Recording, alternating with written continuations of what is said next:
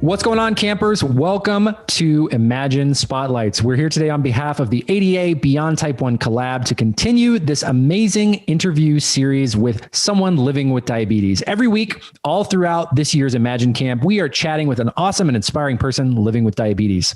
They're going to share their experiences and perspectives with you and helping show all of us what it means to truly live beyond our diagnoses and how important it is to get connected, find community with others affected by this disease. To introduce myself, I'm Rob Howe. I'm the creator of Diabetics Doing Things, and I've lived with type 1 for almost 17 years, which, man, makes me sound really old.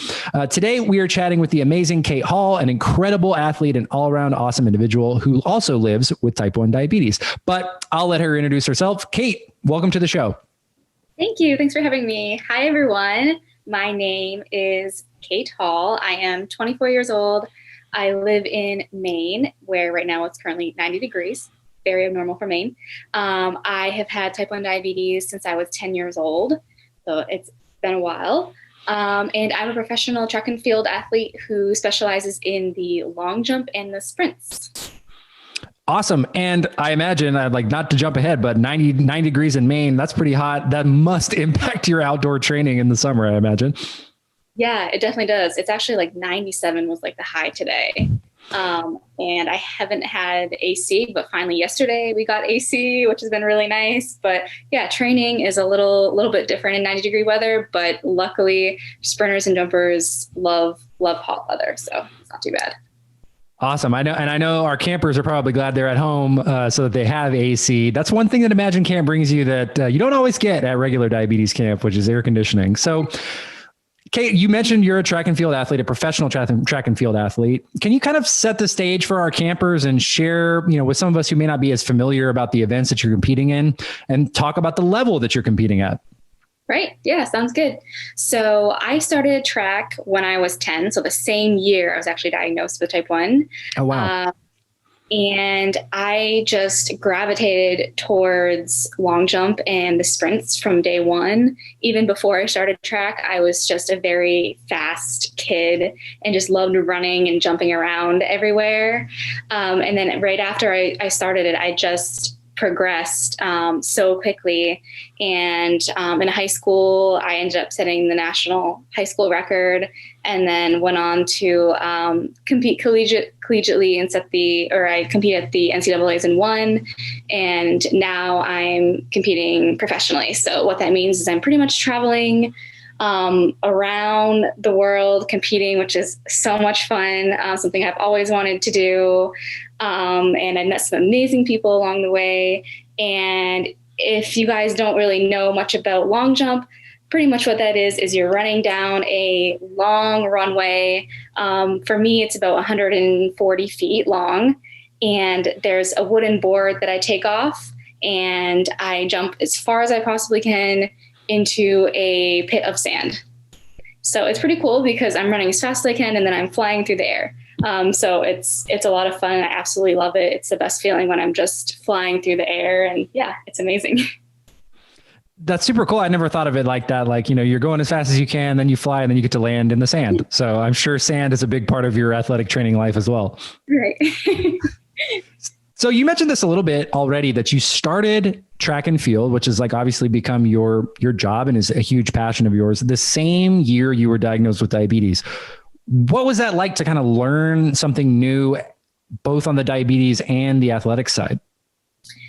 It was an interesting time. So I started track before I was diagnosed. So I started track in the spring of 2007. And that was around the time that I was, starting to lose weight and not feeling well. That's really when it kind of set in. And then a couple months later is when I officially was diagnosed with type 1. And it was a big transition, kind of, starting a new sport that I absolutely loved and then dealing with this diagnosis that I wasn't expecting whatsoever. But For me, I think it was good that I was diagnosed at that time because I loved track and I loved other sports at that time as well. I also did soccer and basketball, that I was very motivated to not let it stop me so I could go on and still compete in those sports. So when I got home from the hospital, the doctor said, hey, like, you can't play soccer right now. You can't play in your games because you have to deal with this this new thing, and we want to take some time. So I had to sit on the sidelines and watch my team play after my diagnosis. And for me, that was really hard. But that's when I said, hey, I'm never going to do this again. I'm not going to let this stop me. I'm only going to let this motivate me, and I'm not going to sit on the sidelines anymore. And I never have since. So, it was a very busy time, but I'm glad I was diagnosed when I was, because it has only made me stronger.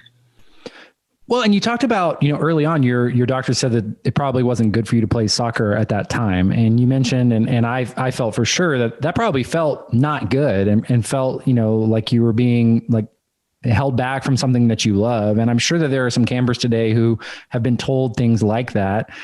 When you decided that you were going to, pursue those things, and you said that, I'm not going to let diabetes stop me from doing what I love to do. What were those conversations like with your teammates and coaches and doctors and parents? Like, do you remember those reactions?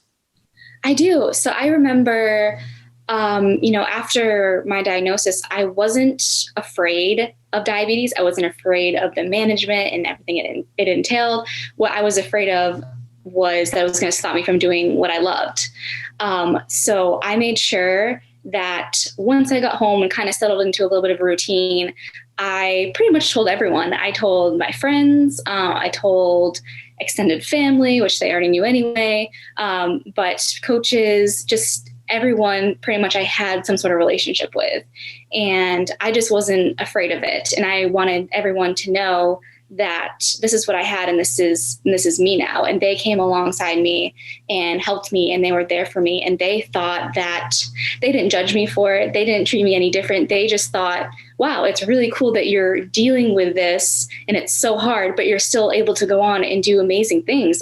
So they kind of treated me like I was a superhero. And that was really, really cool for me, and just kind of made it easier to just tell everyone. I wasn't afraid to tell everyone just because of how they treated me. It was just amazing.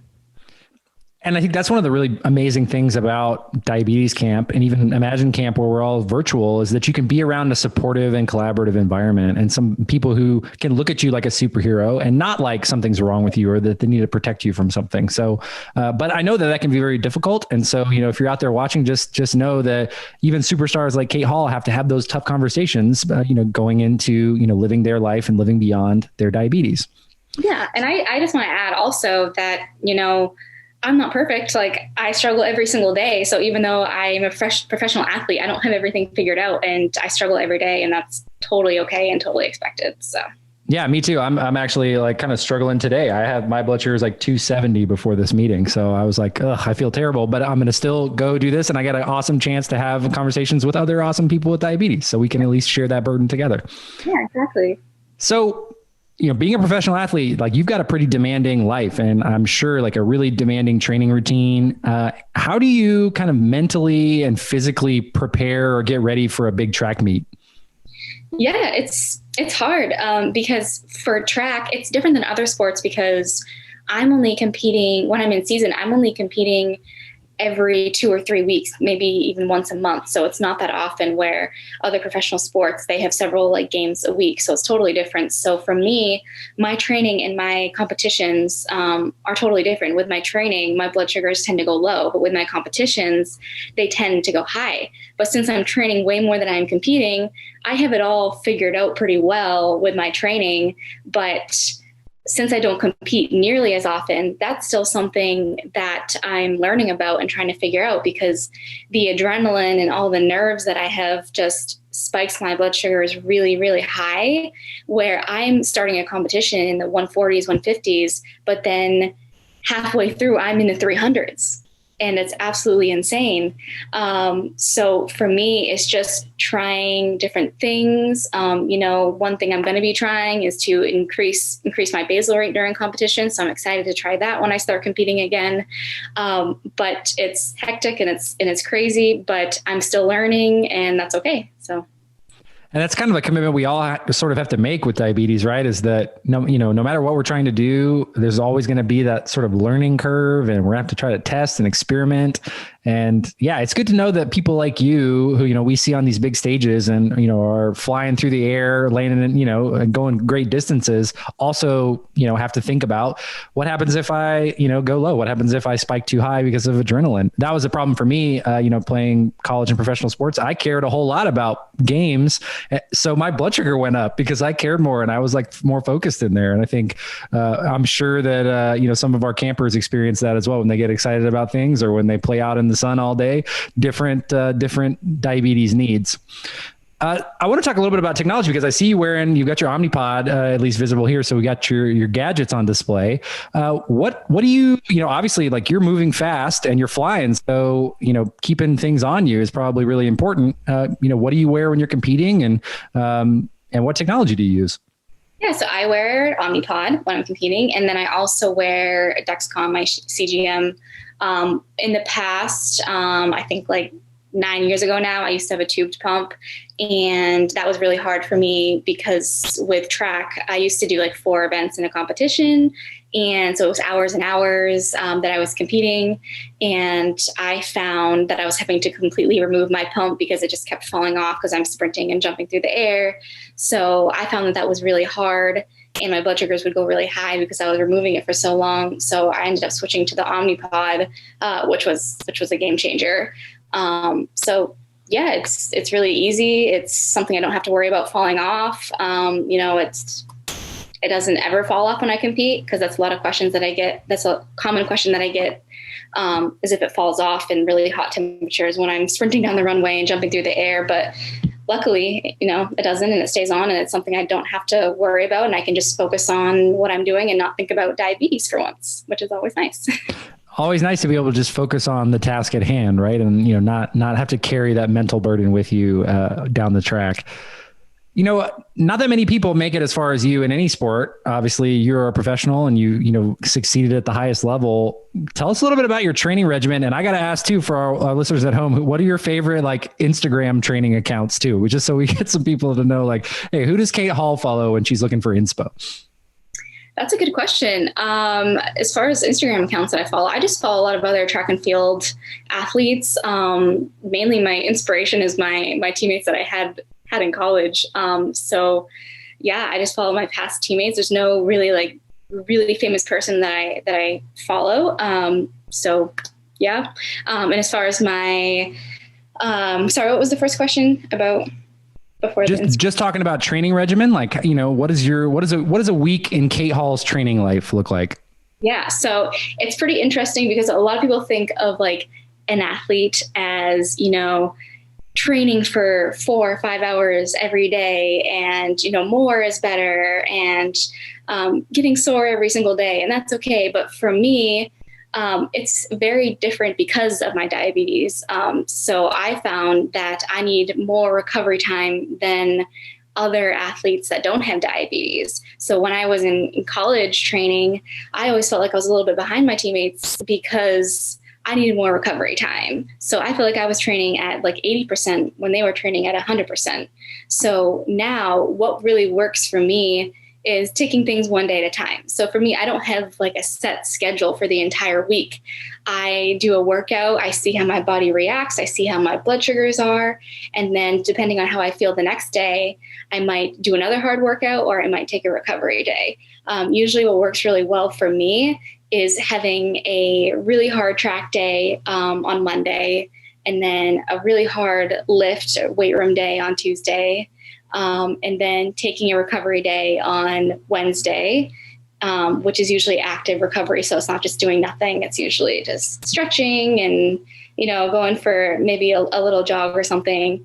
And then I kind of repeat that cycle. So on Thursday, I'll have another track day. And then Friday, I'll have another lift. So it works really well for me, just taking things one day at a time and seeing how my body reacts. Because as you all know, you never know what each day is going to look like. And you never know how your blood sugars are going to react and how your body is going to feel to certain things. So that has worked really well for me. And once I kind of got into that training routine where I'm not scheduling everything out, that's when I really started to see a big difference in my performances, and when I really started to get really consistent with my jumps and performances.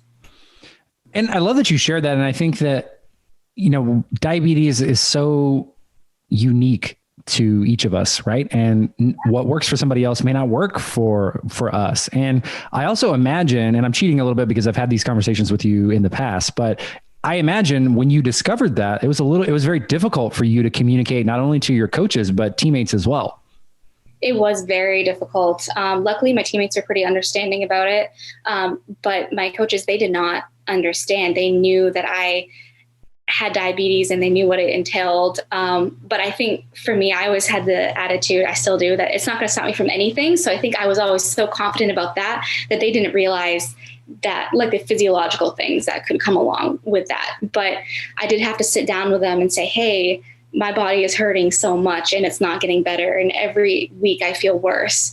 And it never really helped because they had every athlete do the same thing every day. So it was really hard to kind of single me out from everyone. So ultimately it wasn't working for me. And I decided to just leave the collegiate scene early and go back to Maine and train with the coach that I had in high school, and finish my degree in Maine, and it worked, and it's been amazing. So yeah, everyone's different. And you know what? Decisions like that take courage and they take guts, and, you know, props to you for putting yourself as a priority. I think sometimes, you know, we can get really wrapped up in our dreams and, you know, only seeing one way through, but it's important to know that, you know, if you really are determined and brave and have that, you know, ability, you know, to chase it. So props to you. I know, obviously, like, you've got big goals. You don't seem like a person with small goals. So can you share, I'm going to ask you like two sides of the same question. Can you share your biggest challenge to date as an athlete, and then what you consider your biggest accomplishment so far? Yeah. I think my biggest challenge, you know, first, it's something I just talked about with the adrenaline. That's something I've really, really struggled with. And, you know, I, in the past, have left competitions with ketones. I've had muscle cramps, and that's been a real struggle. And again, that's something I'm still learning, and it's getting better every time I compete. And I would say my greatest accomplishment is just, you know, in high school, when I was a freshman, I was watching the 2012 Olympic trials on TV. And I said at that moment, I'm going to be at the 2016 Olympic trials. And I was only jumping 17 feet, and the professionals were jumping 22 to 23 feet. So it's a huge gap. And at the time seemed pretty unrealistic to everyone who I told. But, you know, I worked as hard as I could. I set goals every year. I wrote down exactly how much I needed to improve to hit that mark where I would be at the trials. And every year I was able to improve. And then on my last ever competition of my high school career, I set the national high school record and qualified for the Olympic trials. So I would say that's definitely my biggest accomplishment. That's so cool. And also, like, what a great lesson in, you know, goal setting and speaking it into existence and like working a plan. That's so cool. So talk to me a little bit about diabetes community, like, and how, you know, you have, you know, and how community has impacted you and the people around you have allowed, you know, given you the space and the inspiration to, you know, continue to live beyond and chase your dreams on the track, you know, beyond your diabetes. Yeah. I mean, community has been huge. I mean, from day one, I've had such an amazing community support me. And even from day one, when I got home, I had people kind of connecting with me and reaching out after my diagnosis. And I knew a couple people in the area, and they just really came alongside me and told me that everything was going to be okay. So it's really made a huge difference. There's such an amazing community out there, and there's a lot out there just showing you that diabetes doesn't have to stop you from anything, and it can only make you stronger in the long run. So I know I'm stronger because of it. I couldn't agree more. And I mean, even this conversation, like I get to look at people like you and say, like, you know what, if Kate can go and, set a national high school record and pursue her dream, then I can get over this high blood sugar I've got before I get on this call, or I can, treat that low and keep moving. For our campers here today, what's a word of encouragement that you would share for any future athletes with type 1, or, people who want to make the Olympic trials and whatever their pursuits are, or any sort of pursuit of excellence that someone watching this interview might want? What would you tell the folks at Imagine Camp today about playing sports and competing with diabetes? I would say that diabetes doesn't have to stop you from anything. What made a really big difference for me is just setting goals and working hard every single day. I know 100% that you can be stronger because of diabetes. And just if you work hard every day, write down your goals and just go after it, you can do anything. Couldn't agree more. And I think it takes courage too. And I just want to, give you a big pat on the back to say, it's hard to have, especially when something's so important to you. It's those difficult conversations about diabetes with people around you. If you have courage and you know that if you look to the left and the right and you know that those community members and those support system and caregivers are with you, that those conversations can be had and you can be successful. So as kind of a closing, like, what's next for you? Where can we see you? Where can we find you? What's next for me? So unfortunately, I just got injured a couple months back. I tore my ACL. So I was hoping to be competing in the Olympic trials and making the Olympic team this year, but that didn't happen, and that's okay. I think everything happens for a reason. So what's next for me is I'm going to be recovering from my injury, and I'm going to be back competing hopefully early next year. And I have my sights set on the World Championships next year and the next Olympics. So that is my ultimate goal. Exciting. And, we're kind of getting into the Olympic spirit now. So definitely going to channel those vibes into your recovery. I wish you a speedy recovery. And, I know you'll be back to full strength here very soon. Guys, thank you to the Imagine Camp crew for everybody being here today. We hope you guys are enjoying camp, and stay tuned for more Imagine Spotlights with amazing people like Kate Hall. We're here every week as part of the ADA Beyond Type 1 Collab. And thank you so much for joining us today, Kate. Thank you for having me. I really appreciate it. Of course. And, today I'm going to get my sign off in, and it's going to be really true. I am your host with the most insulin on board, because I've got like 7 units on board right now. So that's the true statement today. We'll see you guys next time. I'm Rob Howe.